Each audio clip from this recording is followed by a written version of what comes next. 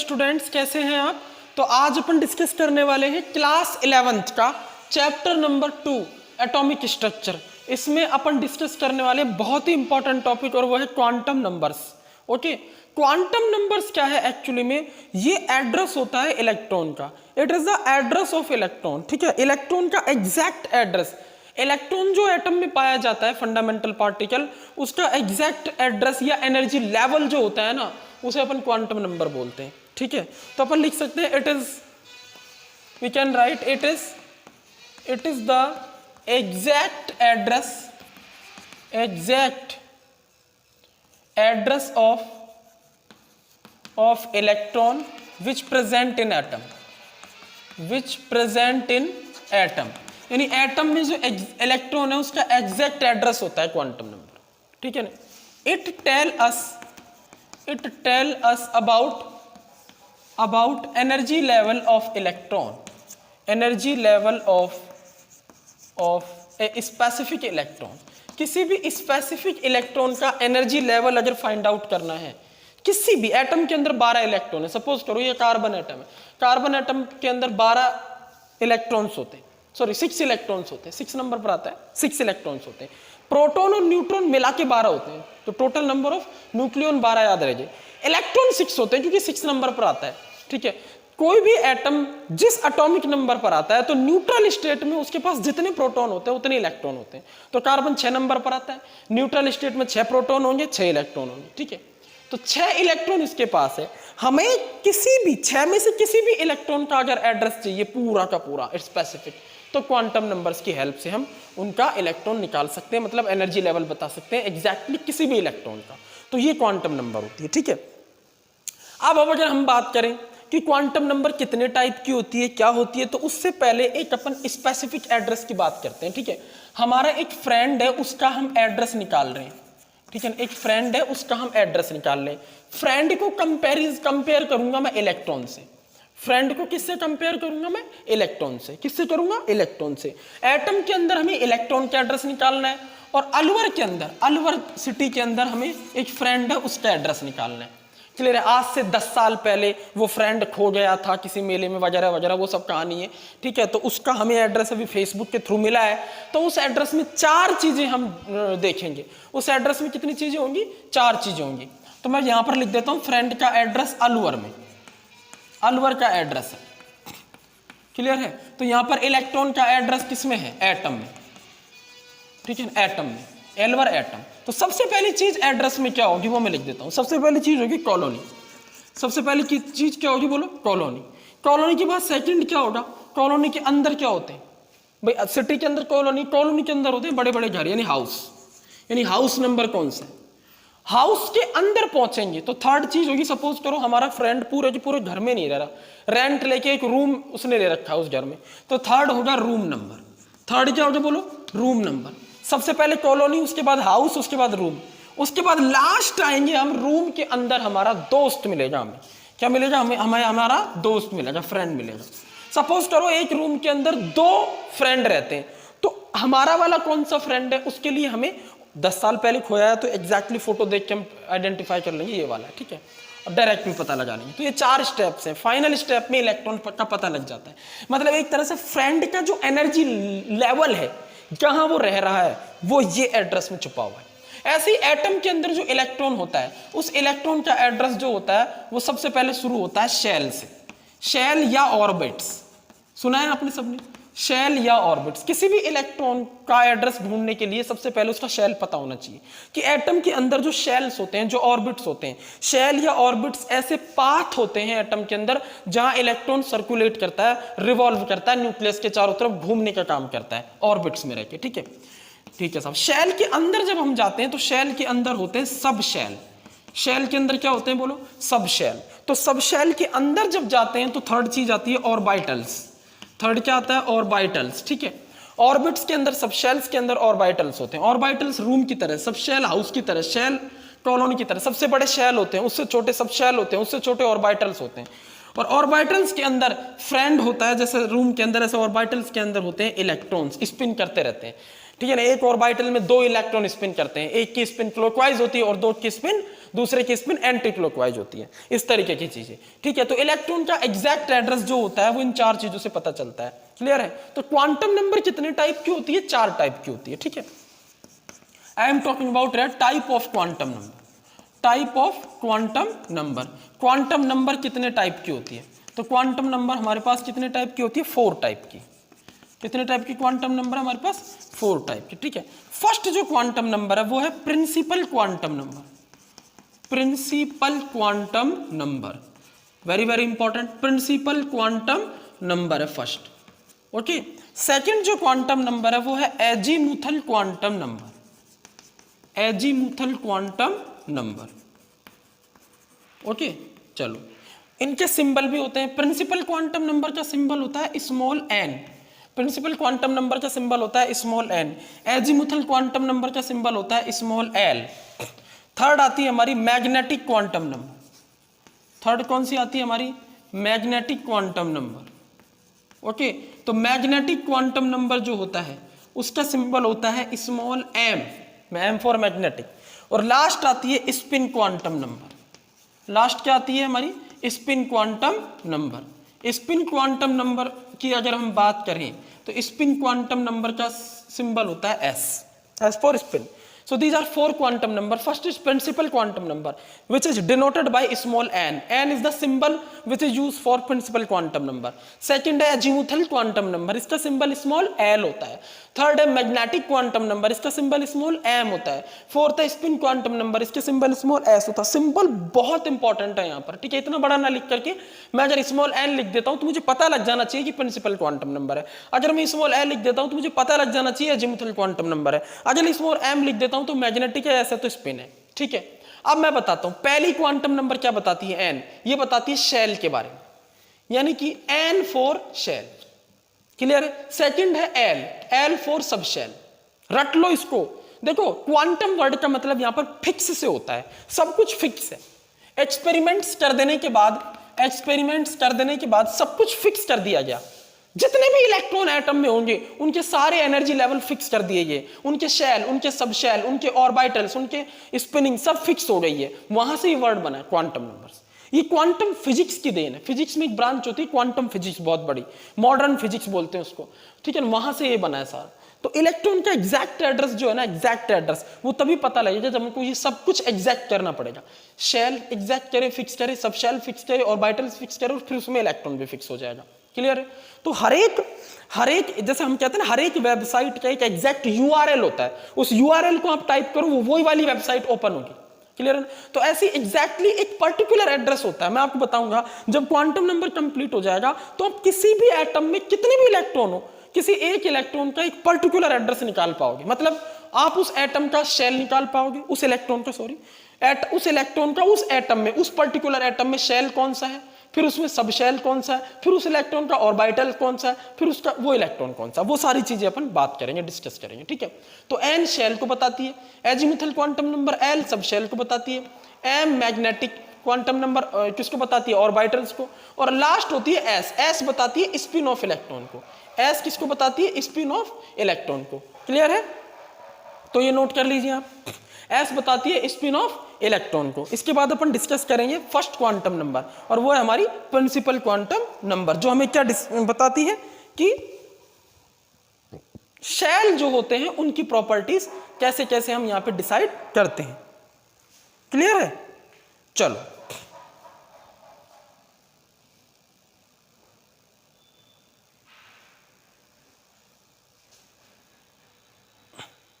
Note कर लो।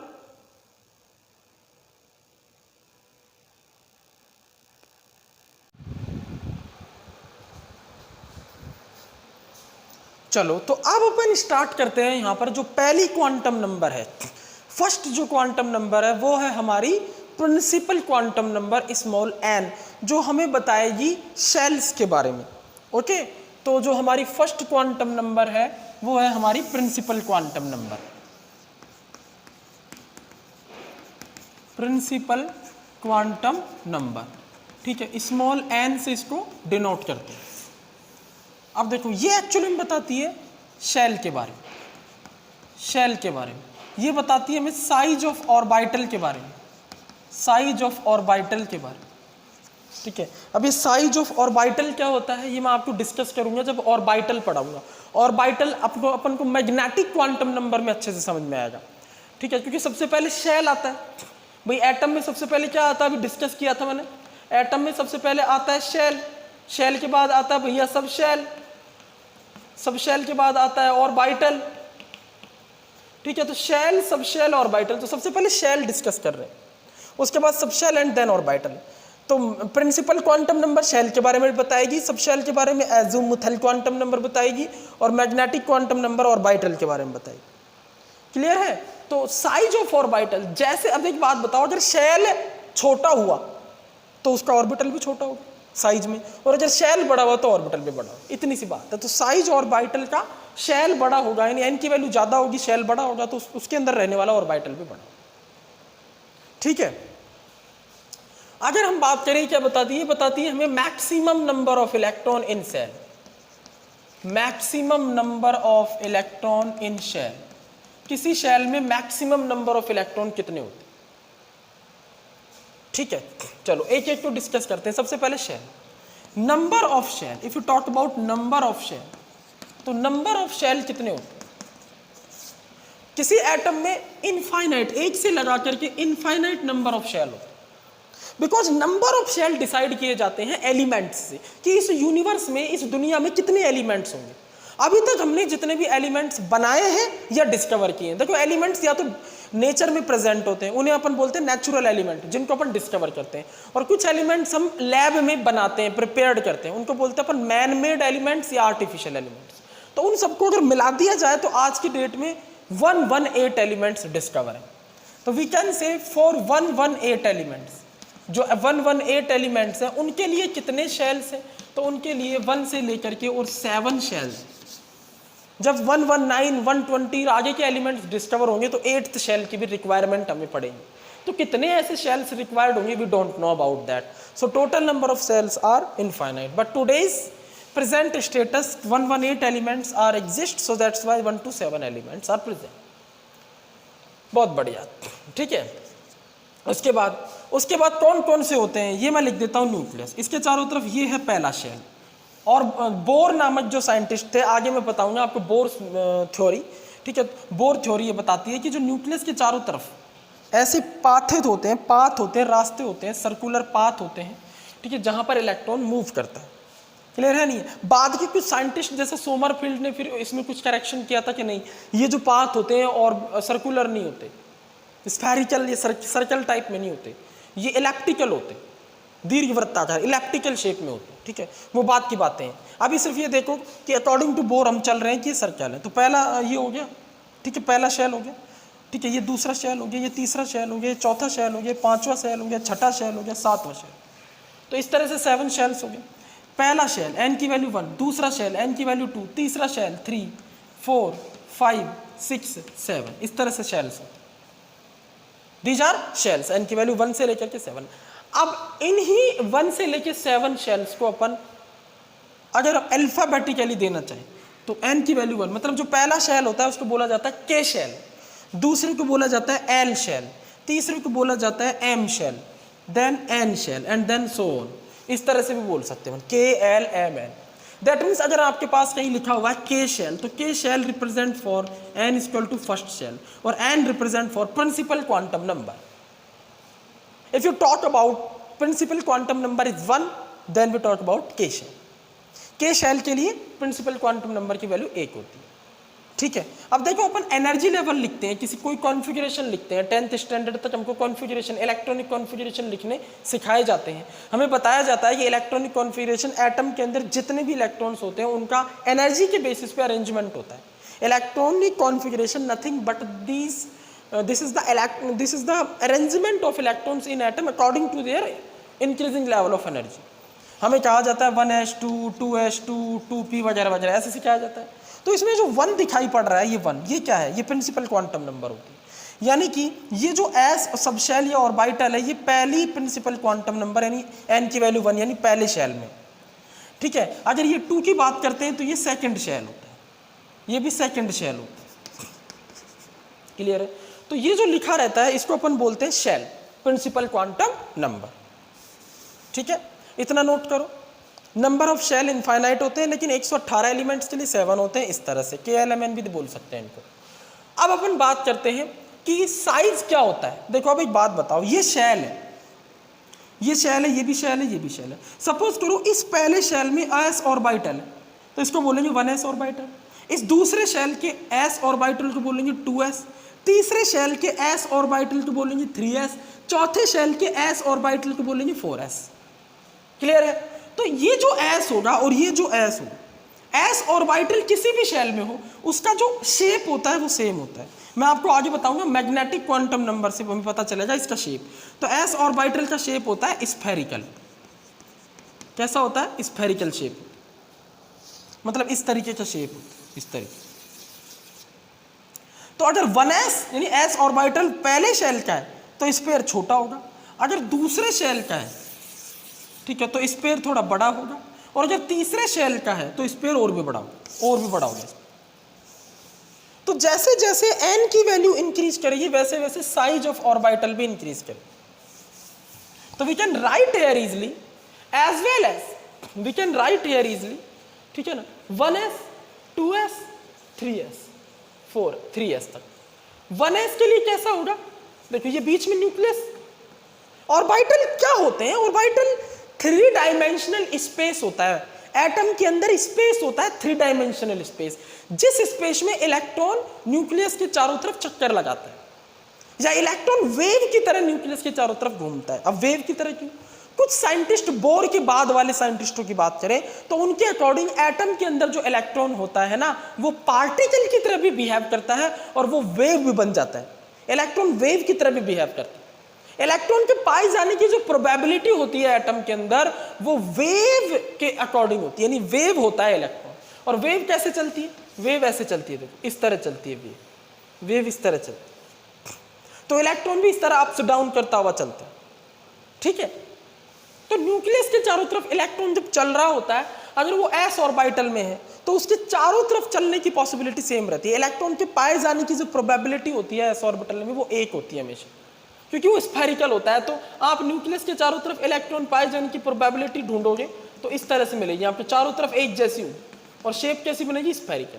मतलब जो इलेक्ट्रॉन s ऑर्बिटल में है, ठीक है, उस ऑर्बिटल की जो शेप है वो स्फेरिकल है।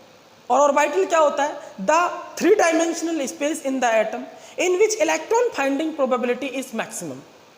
ऐसा 3 डायमेंशनल स्पेस एटम में जहां इलेक्ट्रॉन के पाए जाने की प्रोबेबिलिटी सबसे ज्यादा होती है, उसे ऑर्बिटल बोला जाता है।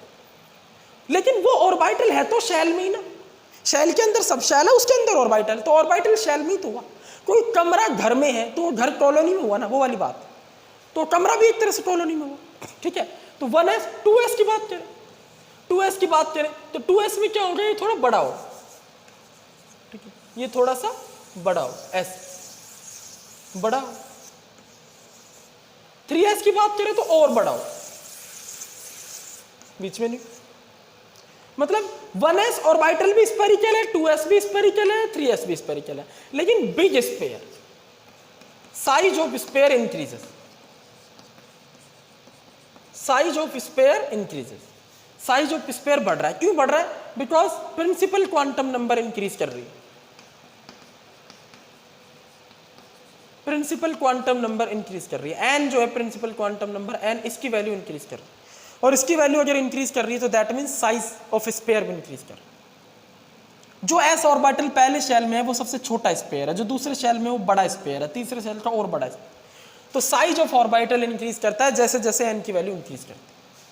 उसके बाद maximum number of electron in a shell, इतना नोट करो, किसी शेल में मैक्सिमम नंबर ऑफ इलेक्ट्रॉन कितने होते हैं? इसका एक फॉर्मूला आप याद रख लीजिए, maximum electron in a shell, maximum electron in a shell, इसका फॉर्मूला है वो है ऑब्जर्वेशंस जो हमने किए देखे, ठीक है, उसके बेसिस पे फॉर्मूला बना दिया 2n²। बट इस फॉर्मूले की सबसे बड़ी बात क्या है कि ये फॉर्मूला n की वैल्यू 4 तक ही वैलिड है, valid up to, I can write here valid up to n की वैल्यू 4, यानी एन की वैल्यू 4 तक ही ये फॉर्मूला वैलिड है बस, उसके बाद ये वैलिड नहीं है। वैलिड से मतलब है आप एन की वैल्यू 5 रखोगे तो इससे जो इलेक्ट्रॉन आएंगे वो फिफ्थ शेल में एक्चुअली में होते नहीं। एक्सपेरिमेंटली इलेक्ट्रॉन जो एन की वैल्यू 4 तक ही होते हैं। देखो कैसे, अगर हम if you talk about first shell, ठीक है, आई रब दिस, देखो if you talk about first shell, अगर हम पहले शेल की बात करते हैं तो एन की वैल्यू यहाँ 1 रखेंगे, एन की वैल्यू 1, तो 1 रखेंगे तो 1 का स्क्वायर 1, 1 2 2, दैट मीन्स 2 इलेक्ट्रॉन। पहले शेल में कितने इलेक्ट्रॉन्स? 2 इलेक्ट्रॉन। एन की वैल्यू 2 रखो, 8 इलेक्ट्रॉन्स। दूसरे शेल में कितने इलेक्ट्रॉन? 8 इलेक्ट्रॉन। एन की वैल्यू 3 रखो, 2 का स्क्वायर करेंगे 4, 4 2 8 आ जाएगा। 3 रखो, 3 का स्क्वायर 9, 9 2 18। अब एक्चुअली में भी होते हैं, पहले शेल में 2 ही इलेक्ट्रॉन होते हैं, दूसरे शेल में 8 ही होते हैं, तीसरे में 18 ही होते हैं, एक्सपेरिमेंटली भी इतनी होते हैं, और फोर्थ शेल में 32 इलेक्ट्रॉन। अब फॉर्मूले के अकॉर्डिंग तो फिफ्थ शेल में 50 इलेक्ट्रॉन होने चाहिए, बट अकॉर्डिंग टू एक्सपेरिमेंट्स ये हमें सजेस्ट नहीं करते। एक्सपेरिमेंट्स हमें क्या सजेस्ट करते हैं कि इनमें भी 32 इलेक्ट्रॉन ही होते हैं, बाकी सब। यानी पहले शेल में 2 होते हैं, दूसरे शेल में 6 इलेक्ट्रॉन बढ़ के 8 हो जाते हैं। इंक्रीमेंट कितने का लगता है? 6 इलेक्ट्रॉन का इंक्रीमेंट लगता है। तीसरे शेल में 10 इलेक्ट्रॉन बढ़ के 18 हो जाते हैं। भाई 8 थे, 10 बढ़ गए 18 हो गए, 18 माइनस 8 10 आ जाए। अगर फोर्थ शेल की बात करें तो 32 इलेक्ट्रॉन जो 14 बढ़ गए। बढ़े कितने रहे? पहले 2 थे, फिर बढ़े 6, 8 हो गए, फिर बढ़े 10, 18 हो गए, और फिर बढ़े क्या 14, 32 हो गए। उसके बाद कुछ नहीं बढ़े, मतलब फिर 32 ही रहते। इससे हमें ये भी एक आइडिया लग रहा है कि शेल के अंदर सब शेल्स होते हैं। एक्चुअली शेल के अंदर कोई ऐसी चीज है जो बढ़ रही है। जैसे जैसे हम शेल से मूव कर रहे हैं, पहले से दूसरे में आ रहे हैं, तो कोई ऐसी चीज है जो बढ़ी है जिसकी वजह से इलेक्ट्रॉन बढ़ गए। फिर यहाँ एक और वो बढ़ गई जिससे इलेक्ट्रॉन बढ़ गए। तो वो क्या है? सब शेल्स। यहाँ से हमें सब शेल्स का आइडिया मिला कि शेल के अंदर सब शेल्स होते हैं। नोट कर लो, मैक्सिमम नंबर ऑफ इलेक्ट्रॉन 32 हो सकते हैं किसी शेल में, वो फोर्थ होता है, उसके बाद भी 32 ही होते हैं। 32 से ज्यादा इलेक्ट्रॉन किसी शेल में नहीं होते मैक्सिमम, और 2 इलेक्ट्रॉन से ज्यादा। पहले शेल में 2 इलेक्ट्रॉन होते हैं, दूसरे में 8, 18, 32 इस तरह से। Please note down this, very very important.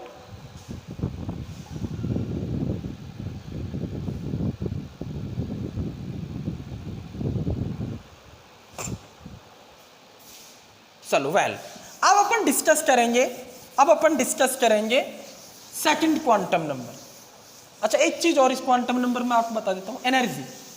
किसी भी शेल की एनर्जी किस फॉर्मूले से कैलकुलेट करते हैं? I am not talking about that formula. वो फॉर्मूला अपन बोर्स मॉडल में, बोर्स एटॉमिक थ्योरी में डिस्कस करते हैं, ठीक है। लेकिन हम ये देखेंगे व्हेन वी गो, इसी क्वांटम नंबर में एक और पॉइंट आपको मेंशन करना है, when we go away from nucleus, when we go away from nucleus, जब न्यूक्लियस से दूर चलते, then what happen? Then attraction between nucleus and electron decreases.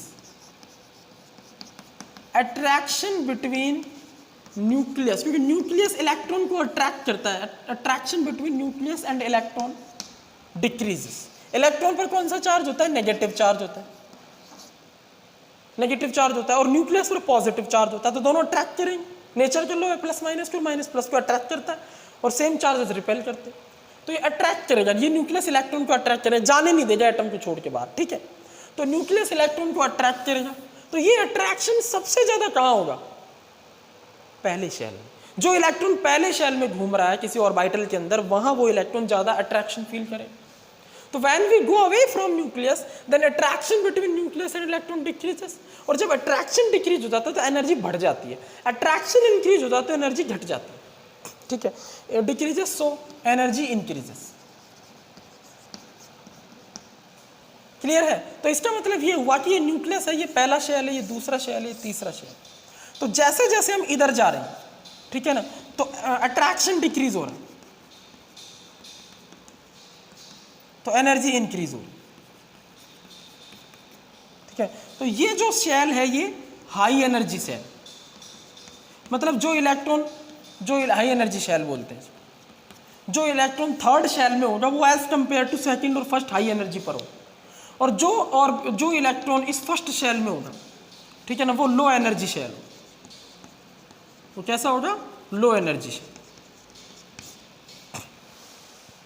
अगर मान लो इलेक्ट्रॉन यहाँ है थर्ड शेल में, हाई एनर्जी क्या है, और वो एनर्जी रिलीज करके यहाँ आ जाता है तो हम कहते हैं इमिशन होता है energy.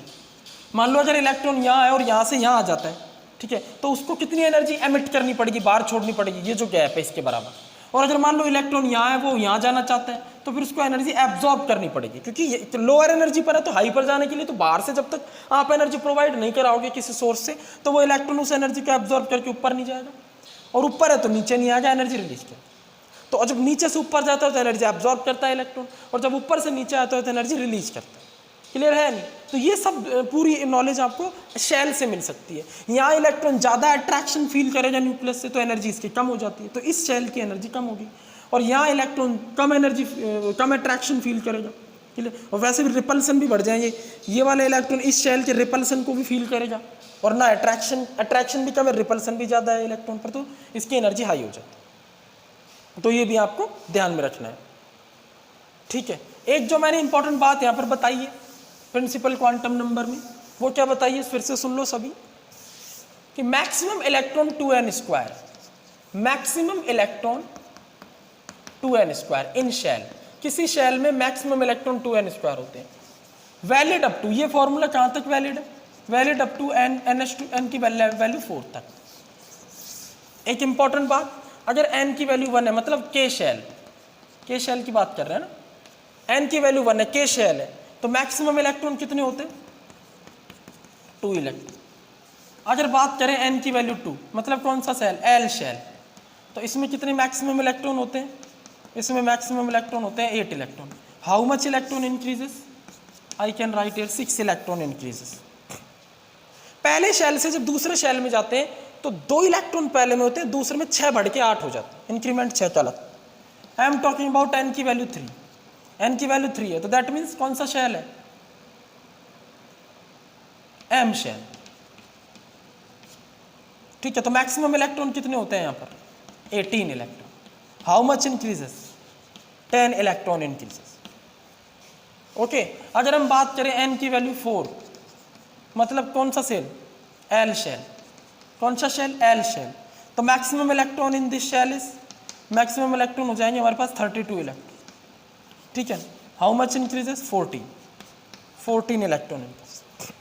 So this sequence, first shell contain 2 electron, second shell contain 8 electron, 6 increases, 2 6, फिर 10 इंक्रीजेस 18, फिर 14 इंक्रीजेस 32। उसके बाद अगर आप फिफ्थ शेल की बात करोगे तो उसमें भी 32 इलेक्ट्रॉन हो गए, फिर नो इंक्रीमेंट, कोई इंक्रीज नहीं, 32 से ज़्यादा electron. Please note down this. अब अपन इस बिहेवियर को समझना चाह रहे हैं, पहले शेल में 2 है, दूसरे में 8 है, ये 6 इलेक्ट्रॉन बढ़े क्यों, क्योंकि 6 इलेक्ट्रॉन इसलिए बढ़े हैं क्योंकि एक नया सब शेल आ गया इसमें। पहले शेल में एक सब शेल होता है सिर्फ, दूसरे शेल में होते हैं 2 सब शेल, एक नया सब शेल ऐड हुआ है, उसके 6 इलेक्ट्रॉन ऐड हुए हैं एक्चुअली में। तीसरे शेल में एक और नया सब शेल ऐड हुआ है, उसके 10 इलेक्ट्रॉन ऐड हुए हैं। चौथे शेल में एक और नया सब शेल ऐड हुआ है, उसके 14 इलेक्ट्रॉन। 4 सब शेल्स होते हैं किसी शेल में। यानी हम बात करेंगे अब second quantum number, and that is azimuthal quantum number. Now I am talking about second quantum, azimuthal quantum number, azimuthal quantum number. ये lot of things here, lot of things discuss about the azimuthal quantum number.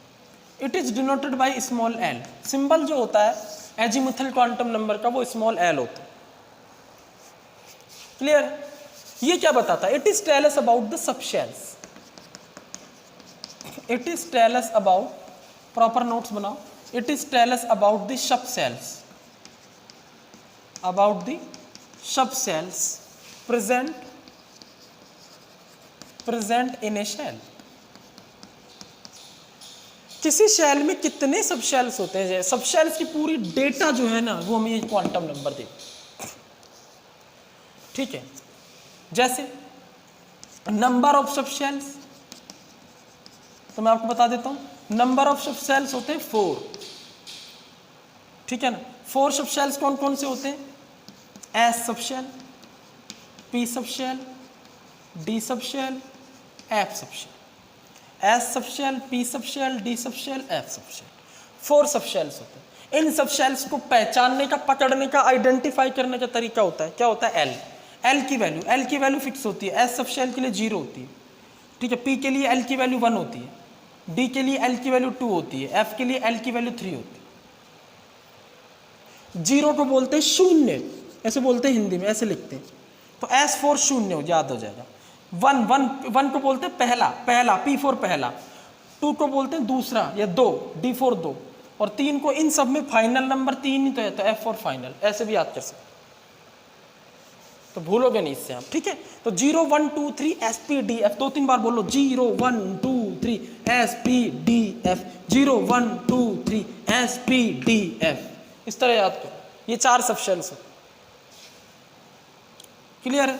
अब हमें ये पता लगाना है किसी, अभी सब शेल है कहाँ, शेल में तो किसी शेल में कितने सब शेल होते, 4 से ज्यादा सब शेल नहीं होते, लेकिन पहले शेल में कितने सब शेल होते हैं, दूसरे शेल में कितने सब शेल, इसकी बात करें। तो इसके लिए मैं आपको एक तरीका बता देता हूं। Number of subshells in shell, number of subshells in shell equal to n की वैल्यू, मतलब जो n की वैल्यू होती है उतनी सब शेल होती है। जैसे n की वैल्यू 1 है, मतलब पहला शेल है, तो उसमें एक ही सब शेल होगा। n की वैल्यू 2 है, दूसरा शेल है, तो उसमें 2 सब शेल होंगे। n की वैल्यू 3 है, तीसरा शेल, उसमें 3 सब शेल होंगे। n की वैल्यू 4 है, चौथा शेल, उसमें 4 सब शेल होंगे। आप कॉमन सेंस लगाओ। n की वैल्यू 5 बोला मैंने, तो इसका मतलब ये थोड़ा 5 सब शेल होंगे, होते ही नहीं है 5, होते ही 4 है, तो फिर ये n की वैल्यू 4 तक ही वैलिड होगी, ये बात भी, जैसे 2n² वाला फॉर्मूला 4 तक वैलिड था। किसी शेल में 4 से ज्यादा सब शेल नहीं हो सकते, एसपीडी, ठीक है। तो सीधी सी बात है यहाँ पर, ठीक है। अच्छा, एक चीज n की वैल्यू अपन ने देख ली, सीधी सी बात यहाँ पर क्या है कि n की वैल्यू मैं यहाँ लिख देता हूँ और यहाँ l की वैल्यू लिख देता हूँ, ठीक है। तो मैं क्या लिखता हूँ, n की वैल्यू जब 1 होती है तो l की वैल्यू 0 होती है, मतलब केवल s सब शेल होता है। कौन सा सब शेल होता है, s। जब n की वैल्यू 2 होती है तो l की वैल्यू 0 होती है और 1 होती है, 0 भी होती है और 1 भी होती है, मतलब दूसरे शेल में s सब शेल होता है और p सब शेल भी जुड़ जाता है नया, इसीलिए 6 इलेक्ट्रॉन बढ़ जाते हैं, 8 हो जाते हैं दूसरे शेल में। 6 ही क्यों बढ़ते हैं अभी बता रहा हूँ। तीसरी, n की वैल्यू जब अपन 3 लिखते हैं, तीसरे शेल की बात करते हैं, तीसरे शेल में 3 सब शेल होते हैं, एस पी डी। क्यों, n की वैल्यू जब 3 होती है तो l की कितनी वैल्यूज बनती हैं, 0 1 और 2, मतलब l की कितनी वैल्यूज बनती है, n-1 तक वैल्यूज बनती है, ये ध्यान रखें, n-1 तक वैल्यूज बनती है। तो 0 1 2 का मतलब कौन कौन से सब शेल हो गया, s हो गया, p हो गया और d हो गया, ठीक है। और n की वैल्यू जब 4 होती है तो 0 भी बनता है, 1 भी बनता है, 2 भी बनता है, l की वैल्यू, सारी l की वैल्यूज बन जाती है, मतलब s p d और f। ये एटॉमिक लेवल की बातें कर रहा हूं मैं, मॉलिक्यूलर लेवल में तो पता है आप n की वैल्यू 5 लोगे तो और भी सब शेल मिल सकते हैं, हम एटम की बात कर रहे हैं बस, तो यहां तक 4 सब शेल्स की बात करें। क्लियर हो गया? अब जरा आगे की बातें कर लेते हैं। किसी सब शेल में मैक्सिमम नंबर ऑफ इलेक्ट्रॉन निकालने का फॉर्मूला और होता है, तो एक फॉर्मूला था मैक्सिमम इलेक्ट्रॉन निकालने का शेल में, अब मैं बता रहा हूं सब शेल में, जिससे अपन को ये क्लियर कट आइडिया हो जाएगा, क्या ये आइडिया अपन को लग जाएगा कि किस तरह से इलेक्ट्रॉन बढ़ रहे हैं। ये आपने नोट कर ही लिया, ठीक है। अब देखो, मैं इधर लिख देता हूं शेल, क्लियर है। किसी शेल में मैक्सिमम इलेक्ट्रॉन कितने होते हैं उसका फॉर्मूला भी हमें पता है, 2n², मतलब इसको अप्लाई करके देखते हैं, फिर इसको l से कोरिलेट करते हैं सब शेल। पहले शेल में कितने, 2 इलेक्ट्रॉन, दूसरे शेल में कितने, 8 इलेक्ट्रॉन, इंक्रीज कितने, 6, ठीक है। तीसरे शेल में कितने, 18 इलेक्ट्रॉन, इंक्रीज कितने कर गए, 10। चौथे शेल में कितने, 32 इलेक्ट्रॉन, इंक्रीज कितने कर गए, 14, उसके बाद इंक्रीज नहीं, ठीक है। अब अपन डिस्कस करने वाले हैं क्या, अब अपन डिस्कस करने वाले हैं सब शेल के बारे में, मैक्सिमम इलेक्ट्रॉन इन सब शेल, मैक्सिमम इलेक्ट्रॉन इन सब शेल। किसी सब शेल में मैक्सिमम इलेक्ट्रॉन क्या होता है, जैसे देखो मैक्सिमम इलेक्ट्रॉन शेल में निकालने हो तो फॉर्मूले में n आना चाहिए, क्योंकि n क्या शेल नंबर है, प्रिंसिपल क्वांटम। जिस शेल में चाहिए इलेक्ट्रॉन उसकी वैल्यू यहाँ रखते हैं। ऐसे ही आपको यहाँ फॉर्मूला बनाना पड़ेगा, सेम 2 आएगा, n की जगह l लेंगे, स्क्वायर की जगह स्क्वायर का जो 2 होता है उसको बाहर ब्रैकेट में मल्टीप्लाई करेंगे, स्क्वायर यहाँ लिख करके बाहर लिखेंगे और अंदर जोड़ देंगे 1। तो ये फॉर्मूला क्या बन गया, मैक्सिमम इलेक्ट्रॉन निकालने का फॉर्मूला बन गया सब शेल में, क्योंकि इस फॉर्मूले में एल होना चाहिए, तभी मैं उस एल की जगह कोई पर्टिकुलर वैल्यू रखूंगा और उस पर्टिकुलर सब शेल में इलेक्ट्रॉन निकालूंगा। अब जरा इससे अपन कैलकुलेट करें, एस पी डी और एफ, खुद से सोचो, एस सब शेल में मैक्सिमम इलेक्ट्रॉन बताओ कितने होंगे, एल की वैल्यू क्या है 0, बताओ एस सब शेल में मैक्सिमम इलेक्ट्रॉन, एल की वैल्यू 0, तो मैक्सिमम इलेक्ट्रॉन कैसे निकलेंगे 2 इलेक्ट्रॉन, यहाँ एल की वैल्यू 0 रखेंगे 2 इलेक्ट्रॉन।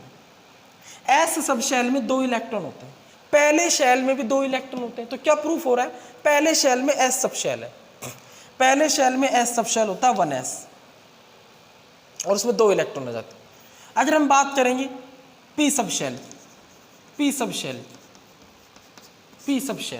ठीक है, तो पी सब शेल में कितने इलेक्ट्रॉन होते हैं, पी सब शेल में इलेक्ट्रॉन निकालने के लिए आपको इस फॉर्मूले में एल की वैल्यू 1 पुट करनी पड़ेगी, क्योंकि पी के लिए निकाल रहे, तो क्या आएगा 1 2 जो 2 + 1 3 2 6, मतलब maximum electron in p subshell, maximum electron in p subshell 6, p subshell में मैक्सिमम इलेक्ट्रॉन 6 होते हैं, होने को तो 5 4 3 2 1 भी हो सकते हैं, लेकिन 6 से ज़्यादा नहीं होते, तो हमें मैक्सिमम से मतलब है, मैक्सिमम इलेक्ट्रॉन 6 होते हैं।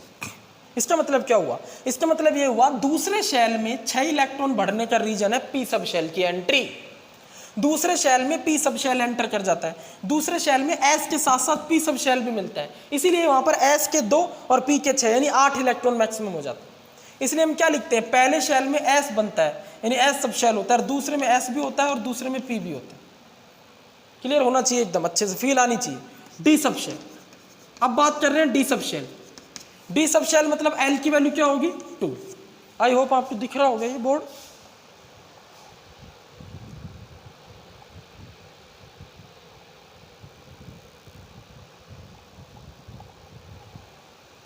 चलो डी सब शेल, डी सब शेल के लिए क्या होगा, एल की वैल्यू 2, एल की वैल्यू 2 होगी तो मैक्सिमम इलेक्ट्रॉन क्या आएंगे बताओ, मैक्सिमम इलेक्ट्रॉन आएंगे 10 इलेक्ट्रॉन, मैक्सिमम इलेक्ट्रॉन क्या आएंगे डी सब शेल में 10 इलेक्ट्रॉन। अब 10 इलेक्ट्रॉन मतलब तीसरे शेल में 10 इलेक्ट्रॉन क्यों बढ़े, क्योंकि तीसरे शेल में डी सब शेल आ गया, तभी 18 हो गए तीनों, 3s 3p और 3d।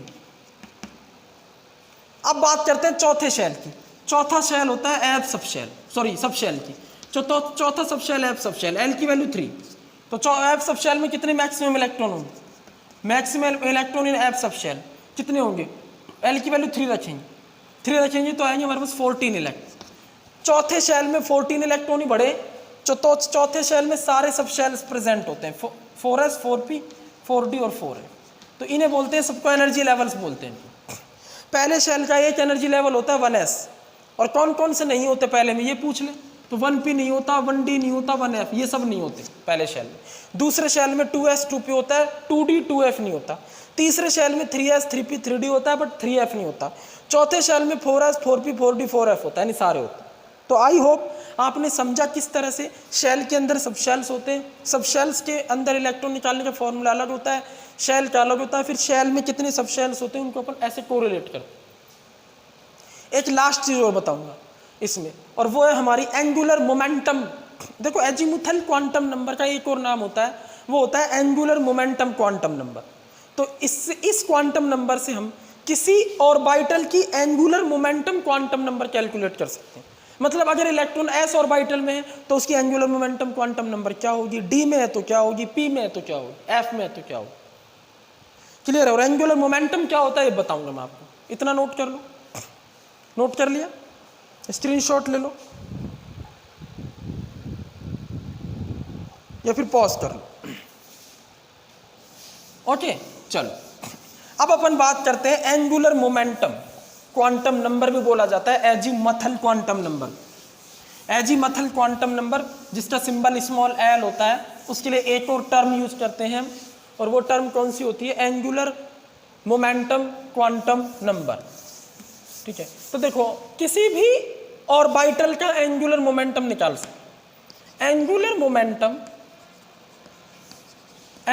Momentum of any orbital like SPDF, 4 orbital होते हैं, ऑफ एनी ऑर्बिटल, कौन कौन से, एस पी डी और F, depends upon value of L. Value of L, यानी एजीमुथल क्वांटम नंबर की वैल्यू जो होती है ना उसके अकॉर्डिंग एंगुलर मोमेंटम चेंज हो जाता है ऑर्बिटल। समझने वाली बात है। ये एंगुलर मोमेंटम क्या होता है? देखो दो चीजें हैं। मोमेंटम का मतलब क्या होता है? मोमेंटम का मतलब होता है मास इनटू वेलोसिटी। ये मोमेंटम होता है। किसी 5 ग्राम की कोई चीज है, उसकी 5 मीटर पर सेकंड से आपने फेंका तो कुछ मोमेंटम बनता है उसका, ठीक है। अब ये मोमेंटम दो टाइप का होता है। एक होता है लीनियर मोमेंटम, इसकी बात नहीं कर रहा मैं, यानी जब वो पार्टिकल, ध्यान देना, लीनियर मोमेंटम जब वो पार्टिकल लीनियरली कहीं जा रहा हो, और दूसरा होता है जब वो एक पाथ पर चक्कर लगा रहा हो, ठीक है ना, यानी किसी पर्टिकुलर चीज के चारों तरफ घूम रहा हो, वो चाहे वो वेव फॉर्म में घूम रहा हो। इलेक्ट्रॉन वेव फॉर्म में घूमता है न्यूक्लियस के चारों, ठीक है, तो उससे बनता है एंगुलर मोमेंटम। लीनियर मोमेंटम नहीं बनता। एंगुलर मोमेंटम ये किससे रिलेटेड होता है? Related to electron, related to electron. इन इलेक्ट्रॉन का जो बिहेवियर होता है ना, वो क्वांटम फिजिक्स उस बिहेवियर को एंगुलर मोमेंटम के रिस्पेक्ट में शो कर सकती है, ठीक है। अब देखो कैसे, ये न्यूक्लियस है, इसके चारों तरफ सपोज करो इलेक्ट्रॉन ऐसे एस ऑर्बिटल में स्फेरिकल शेप में घूम रहा है, तो ऐसे वो घूमेगा चारों तरफ। तो जब वो यहां होगा किसी पॉइंट पर इलेक्ट्रॉन, तो उस थोड़ी देर बाद यहां आ जाएगा घूम के, तो पहले के कंपैरिजन में एंगल थीटा बन जाएगा, फिर घूम के फिर आगे आ जाएगा, फिर थीटा बन जाएगा। तो एंगुलर मोमेंटम जो होता है वो होता है mvr sin थीटा। तो वो थीटा की वैल्यू जैसे जैसे चेंज होती जाएगी ना, एंगल जैसे जैसे चेंज होता जाएगा, एंगुलर मोमेंटम भी क्या होगा? चेंज होगा। क्लियर? तो कितना एंगुलर मोमेंटम बनेगा किसी ऑर्बिटल में? जब इलेक्ट्रॉन एस ऑर्बिटल में घूमेगा तो कितना एंगुलर मोमेंटम बनेगा, पी में घूमेगा तो कितना एंगुलर मोमेंटम बनेगा, डी में कितना बनेगा, एफ में। जाहिर सी बात है अलग अलग ऑर्बिटल का शेप अलग अलग है, तो शेप अलग अलग है तो उसमें घूमने का तरीका भी अलग अलग है, तो मोमेंटम भी अलग अलग है। किसी कोई छोटा बच्चा बॉल लेके भाग रहा है क्रिकेट में, तो उसका मोमेंटम शायद ज्यादा बन जाए, और एक बहुत हैवी आदमी है जो बॉल लेके भाग रहा है, उसका मोमेंटम कम बनेगा। क्लियर है नहीं है? तो मोमेंटम डिपेंड करता है कंडीशंस पर। मतलब इलेक्ट्रॉन कौन से शेल में है, कौन से ऑर्बिट के अंदर है। एस ऑर्बिटल स्फेरिकल होता है तो वहां मोमेंटम ओवरऑल क्या बनेगा, ठीक है। जैसे मैं आपको बताता हूं, एस ऑर्बिटल जो होता है, एस ऑर्बिटल का angular momentum, we can write here angular momentum of S orbital is 0 overall. बहुत important line, angular momentum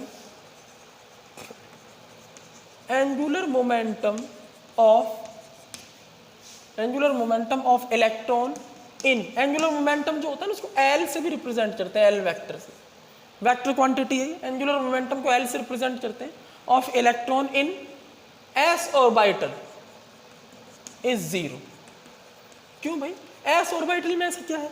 actually में एस ऑर्बिटल में इलेक्ट्रॉन के पाए जाने की जो प्रोबेबिलिटी होती है वो एक होती है, मतलब चारों तरफ सेम प्रोबेबिलिटी, ठीक है ना, चारों तरफ इलेक्ट्रॉन के मिलने की प्रोबेबिलिटी सेम होती है पूरे स्फीयर में। और स्फीयर कैसी स्ट्रक्चर होती है? स्फीयर जो है 3 डायमेंशनल स्ट्रक्चर होती है, इसको जेड मान लो, इसको वाई, इसको एक्स। तो जो स्फेरिकल शेप में कोई भी लिखा जाता है ना ऑर्बिटल, कोई भी चीज, वो 3 डायमेंशनल होती है। तो इलेक्ट्रॉन अगर एस ऑर्बिटल में घूम रहा है, मतलब ऐसे स्पेस में इलेक्ट्रॉन घूम रहा है जिसका शेप स्फीयर जैसा है, तो इलेक्ट्रॉन पूरे स्फीयर में कहीं भी मिलेगा, उसकी पॉसिबिलिटी हर जगह एक जैसी रहेगी। यहां पर जितनी उसकी पॉसिबिलिटी रहेगी उतनी यहां रहेगी। तो जो एंगुलर मोमेंटम यहां बनेगा, सपोज करो इलेक्ट्रॉन का एंगुलर मोमेंटम जितना यहां बनेगा उतना ही यहां बनेगा, उतना ही यहां बनेगा, उतना ही यहां बनेगा, उतना ही यहां बनेगा, उतना।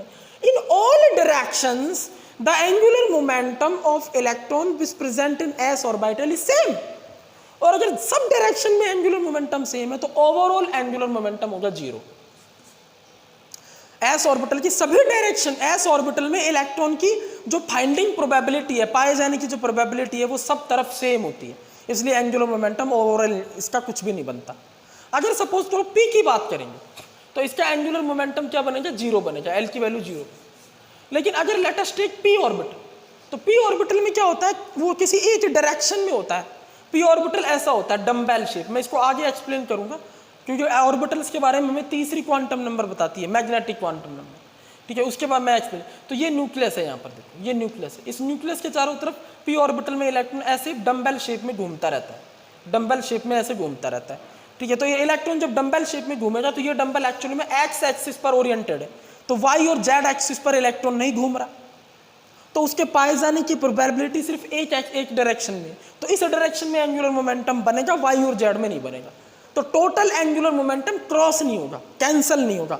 यहाँ तो सारा का सारा एंगुलर मोमेंटम कैंसिल हो जाता है, सभी डायरेक्शन में है। इसलिए कहते हैं एक फोर्स इधर लग रहा हो, एक इधर लग रहा हो, एक इधर लग रहा हो, चारों तरफ लग रहा हो, तो नेट फोर्स जीरो होता है। ऐसे यहाँ नेट एंगुलर मोमेंटम जीरो होता है, यहाँ नेट जीरो नहीं होगा, या नेट एंगुलर मोमेंटम जीरो नहीं होगा, net angular momentum non zero होगा। नेट एंगुलर मोमेंटम क्या होगा? Non zero. और ये P में भी नॉन जीरो होगा, नॉन जीरो फॉर सभी के लिए, P, D and F orbitals, सभी ऑर्बिटल, चाहे P हो चाहे D हो, चाहे मैं ऑर्बिटल इसलिए कह रहा हूँ कि सब शेल के अंदर ऑर्बिटल ही होते हैं। S सब शेल के अंदर S ऑर्बिटल, P के अंदर P, D के अंदर D, तो कोई सा भी ऑर्बिटल हो, चाहे P हो चाहे D हो चाहे F हो, उनके लिए नेट एंगुलर मोमेंटम की वैल्यू नॉन जीरो होती है, मतलब कुछ ना कुछ वैल्यू होती है। और S ऑर्बिटल के लिए एंगुलर मोमेंटम की वैल्यू जीरो होती है। अब एग्जैक्टली कितनी होती है उसके लिए एक फॉर्मूला है, वो और लिख लो, बस इसको नोट कर लो। एग्जैक्ट वैल्यू क्या होती है उसके लिए एक फॉर्मूला है, इसको नोट कर लो, ठीक है। तो एंगुलर मोमेंटम जो होता है L, वो डिपेंड करता है किस पर? एंगुलर मोमेंटम L डिपेंड करता है स्मॉल l की वैल्यू पर। मतलब angular momentum capital L equal to होता है under root of L into L plus 1, ये होता है, और बाहर मल्टीप्लाई में होता है H क्रॉस। अब ये H क्रॉस क्या है? H क्रॉस होता है H अपॉन 2 पाई, ठीक है। ये फॉर्मूला क्वांटम फिजिक्स से आया है, इसको ध्यान रखो। H यहाँ पर क्या है? ये प्लैंक्स कांस्टेंट है, प्लैंक्स नामक साइंटिस्ट थे, उन्होंने दिया था प्लैंक्स कांस्टेंट। H इसको देखो E, अगर हम बात करें एनर्जी की, किसी लाइट के किसी पार्टिकल की एनर्जी होती है E equal to h nu, ठीक है। तो H इक्वल टू क्या होता है? E अपॉन न्यू, मतलब एनर्जी अपॉन ये फ्रीक्वेंसी होती है। एनर्जी को फ्रीक्वेंसी से डिवाइड करते हैं तो H की वैल्यू आ जाती है। और ये H की वैल्यू क्या होती है अभी तुम्हें सीधा याद रखना है, बोर्स मॉडल में उसको अच्छे से एक्सप्लेन करूंगा। 6.626 into 10⁻⁻34 joule into second, this is the value of Planck's constant H, ठीक है। पाई की वैल्यू 22/7 या 3.14 होती है, पता ही अपनी। तो हम angular momentum L equal to क्या निकाल सकते हैं?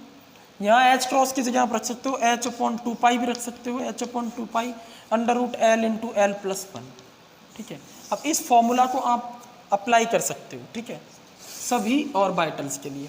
सपोज करो हम 1s की बात कर रहे हैं, सपोज करो 4s की बात कर रहे हैं, ठीक है, हम बात कर रहे हैं 4p की, हम बात कर रहे हैं 4d की, और हम बात कर रहे हैं 4f की।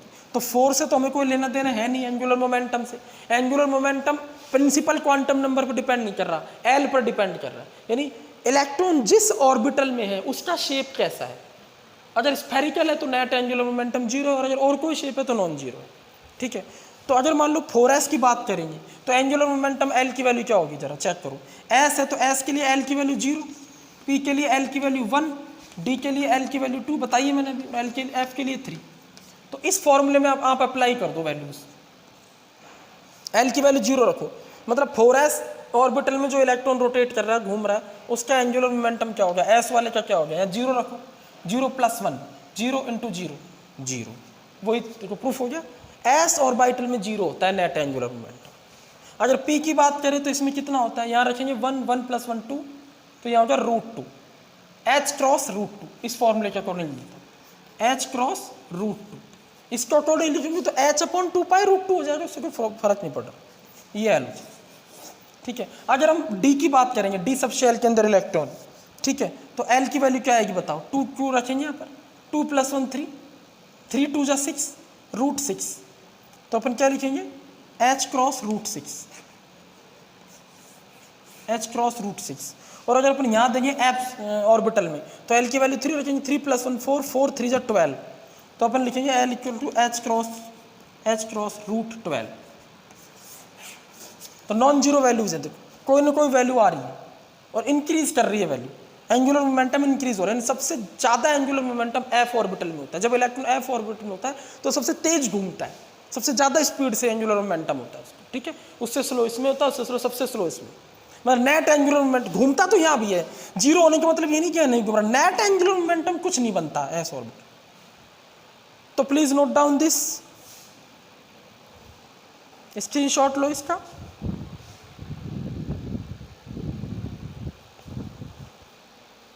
सो थैंक यू वेरी मच। ये था हमारा आज का video lecture part 1 quantum chemistry का पार्ट 1 है ये। इसके बाद इसका पार्ट 2 मैं लेके आऊँगा, उसमें मैग्नेटिक क्वांटम नंबर और स्पिन क्वांटम नंबर डिस्कस करूँगा और उसके बाद मैं कुछ लॉ डिस्कस करूँगा, ऑफ-बाउ प्रिंसिपल में जो लॉ आते हैं उनसे अपन इलेक्ट्रॉन भरने का ऑर्डर देखेंगे। Thank you very much. पढ़ते रहिए, तब तक के लिए आपको सभी को ऑल द वेरी बेस्ट।